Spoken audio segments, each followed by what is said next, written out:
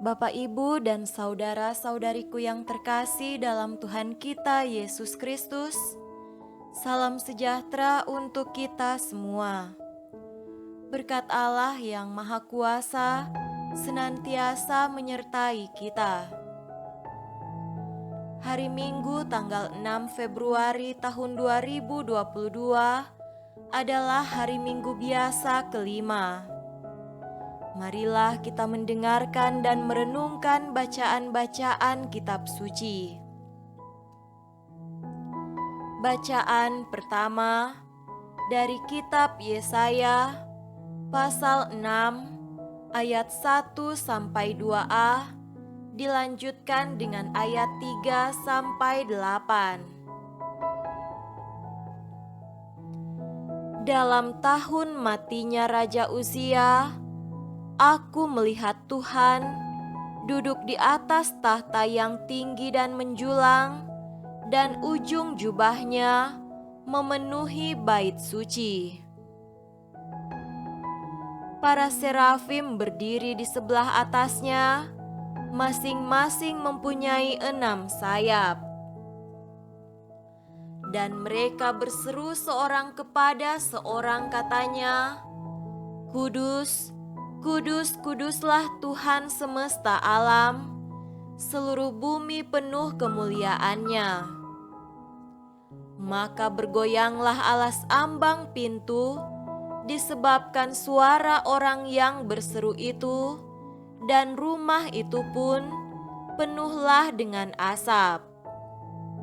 Lalu kataku, "Celakalah aku binasa.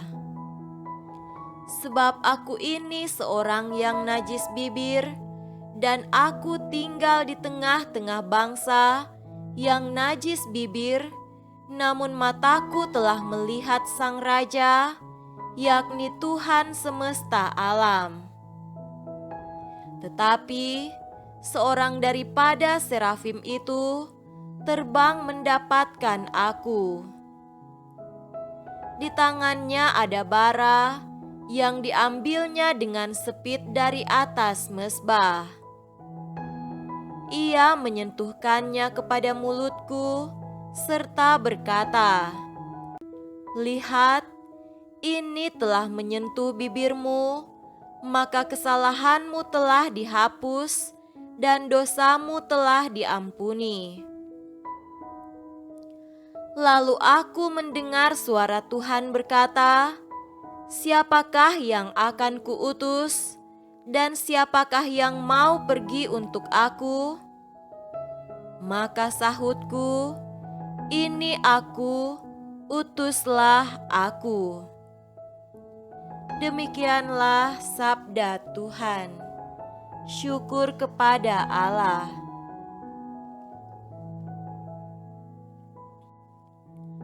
Bacaan kedua dari surat pertama Rasul Paulus kepada jemaat di Korintus, pasal 15 ayat 1 sampai 11.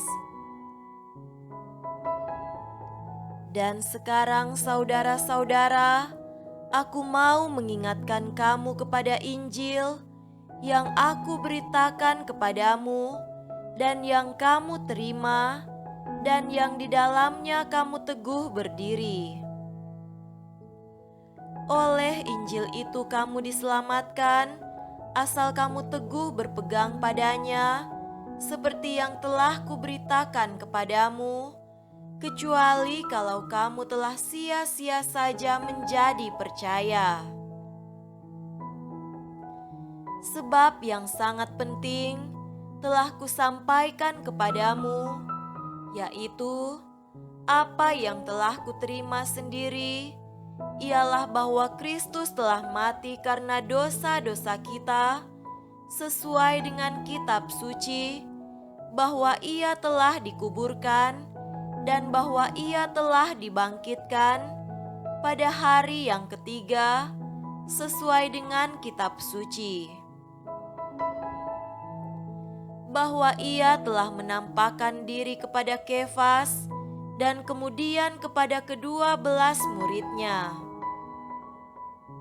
Sesudah itu, ia menampakkan diri kepada lebih dari 500 saudara sekaligus. Kebanyakan dari mereka masih hidup sampai sekarang, tetapi beberapa di antaranya telah meninggal. Selanjutnya, ia menampakkan diri kepada Yakobus, kemudian kepada semua rasul. Dan yang paling akhir dari semuanya, ia menampakkan diri juga kepadaku, sama seperti kepada anak yang lahir sebelum waktunya. Karena aku adalah yang paling hina dari semua rasul, bahkan tidak layak disebut rasul, sebab aku telah menganiaya jemaat Allah. Tetapi karena kasih karunia Allah, aku adalah sebagaimana aku ada sekarang, dan kasih karunia yang dianugerahkannya kepadaku tidak sia-sia. Sebaliknya, aku telah bekerja lebih keras daripada mereka semua. Tetapi bukannya aku, melainkan kasih karunia Allah yang menyertai aku.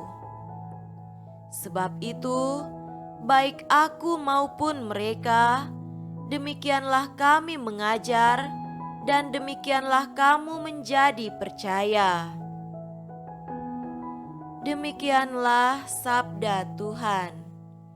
Syukur kepada Allah. Semoga Tuhan beserta kita sekarang dan selama-lamanya. Inilah Injil suci menurut Lukas. Dimuliakanlah Tuhan. Injil Lukas pasal 5 ayat 1-11. Pada suatu kali, Yesus berdiri di pantai danau Genesaret, sedang orang banyak mengerumuni Dia, hendak mendengarkan firman Allah. Ia melihat 2 perahu di tepi pantai. Nelayan-nelayannya telah turun dan sedang membasuh jalannya. Ia naik ke dalam salah satu perahu itu, yaitu perahu Simon, dan menyuruh dia supaya menolakkan perahunya sedikit jauh dari pantai. Lalu ia duduk dan mengajar orang banyak dari atas perahu. Setelah selesai berbicara, ia berkata kepada Simon, "Bertolaklah ke tempat yang dalam dan tebarkanlah jalamu untuk menangkap ikan." Simon menjawab, "Guru, telah sepanjang malam kami bekerja keras dan kami tidak menangkap apa-apa, tetapi karena Engkau menyuruhnya, aku akan menebarkan jala juga." Dan setelah mereka melakukannya, mereka menangkap sejumlah besar ikan, sehingga jala mereka mulai koyak. Lalu mereka memberi isyarat kepada teman-temannya di perahu yang lain, supaya mereka datang membantunya. Dan mereka itu datang, lalu mereka bersama-sama mengisi kedua perahu itu dengan ikan hingga hampir tenggelam.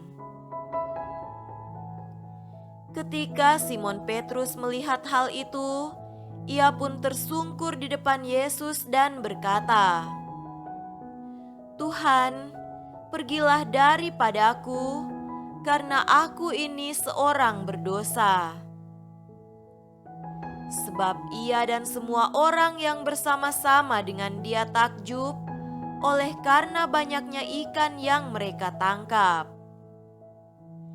Demikian juga Yakobus dan Yohanes, anak-anak Zebedeus, yang menjadi teman Simon. Kata Yesus kepada Simon, "Jangan takut, mulai dari sekarang engkau akan menjala manusia. Semoga Tuhan beserta kita sekarang dan selama-lamanya. Inilah Injil suci menurut Lukas. Dimuliakanlah Tuhan. Injil Lukas pasal 5.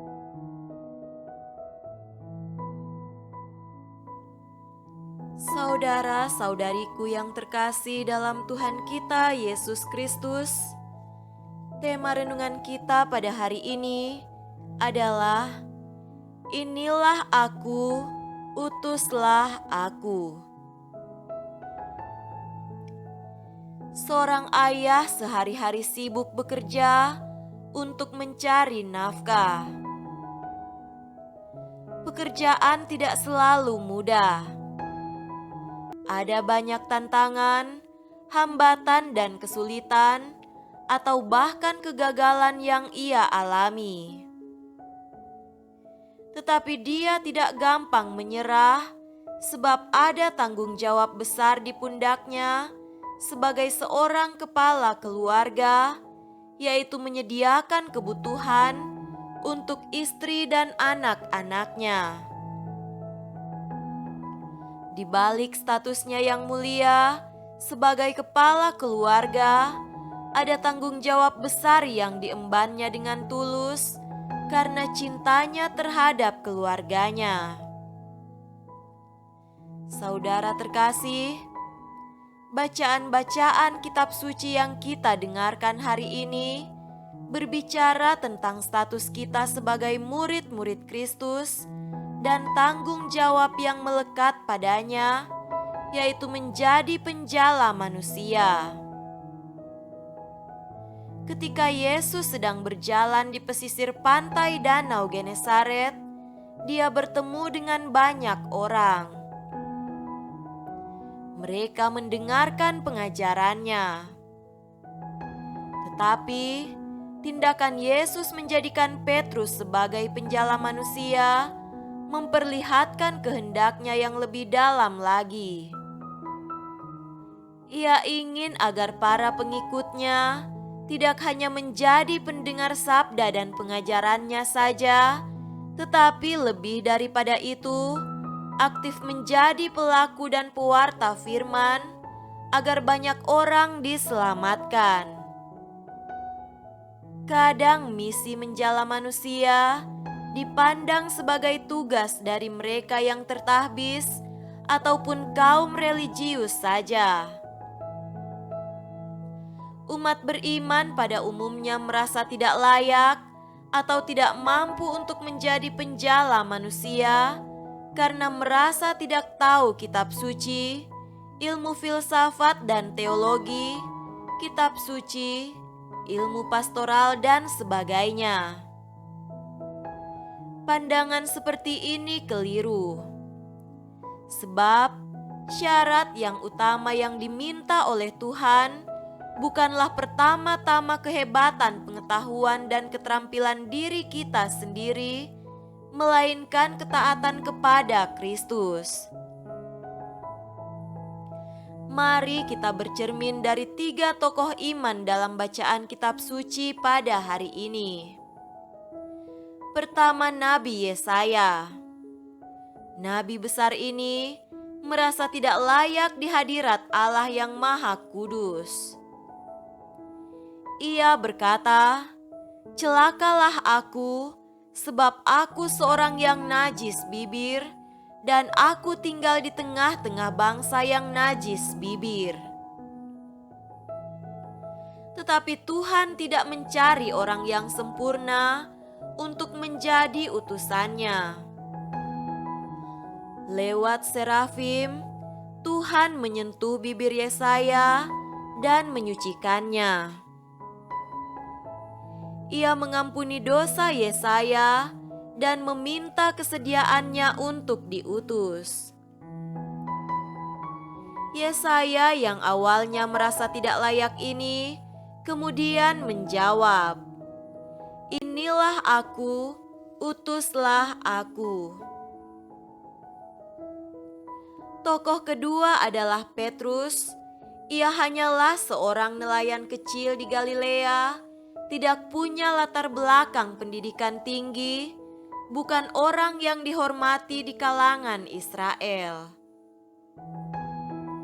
Tetapi ia mendengarkan perintah Yesus untuk menebarkan jala di tempat yang dalam, walaupun sudah sangat lelah, karena baru saja menjala ikan semalam-malaman tanpa hasil apapun. Hasilnya luar biasa. Mereka mendapatkan ikan sangat melimpah. Ia melihat kuasa Tuhan dalam diri Yesus. Ia tersungkur di depan Yesus dan memohon agar dia pergi dari dirinya yang tidak layak itu. Tetapi Yesus justru memanggilnya secara istimewa. Jangan takut, mulai dari sekarang engkau akan menjadi penjala manusia. Tokoh ketiga adalah Paulus. Ia seorang musuh jemaat Kristus perdana. Ia sendiri menyebut dirinya sebagai yang paling hina di antara para rasul karena telah menganiaya jemaat. Dengan gigih, Paulus telah berkeliling mewarta dengan keyakinan ini, yaitu oleh Injil orang akan diselamatkan. Demikian, Paulus telah menjadi penjala manusia yang unggul. Saudara-saudariku terkasih, baiklah memang bila kita punya telinga yang selalu mendengarkan sabda. Tetapi ini tidak cukup, sebab Tuhan juga mengutus kita untuk mewartakan Injil agar banyak orang diselamatkan. Jangan takut dan merasa tidak layak. Pertama-tama, Tuhan hanya butuh ketaatan dan dedikasi tulus pada panggilannya. Dia akan menyertai dan menyempurnakan segala upaya kita untuk memberi kesaksian Injil lewat kata-kata dan perbuatan. Semoga demikian. Amin.